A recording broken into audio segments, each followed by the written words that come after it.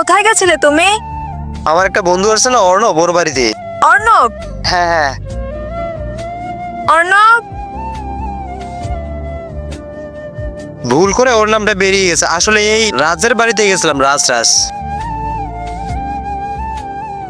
রাত? এইভাবে তুমি মুখ খুলবে না। সর্ষের তেল মাখিয়ে ভালো করে মালিশ করে লাঠির মধ্যে সেটা দিয়ে তোমাকে পেটাতে হবে। সত্যি করে বলো, কোথায় গিয়েছিলে তুমি? আসলে 5 দিন পরে তোমার বার্থডে না, তাই তোমার জন্য রেস্টুরেন্ট বুক করতে গেছিলাম। তুমি বেকার বেকার সন্দেহ করলে আমাকে। আচ্ছা, তা কোন রেস্টুরেন্টে গেছিলে তুমি? তোমার কাছে কোনো প্রুফ আছে? হ্যাঁ আছে তো, এই দেখো। বাহ, এর মধ্যে তো নাম্বারও আছে। আমি এক কাজ করি, এদেরকে কল করে জিজ্ঞাসা করে নিই। তারপর বন্ধুরা, পার্ট 2 দেখতে হলে ভিডিওটি লাইক করে সাবস্ক্রাইব করে রাখুন।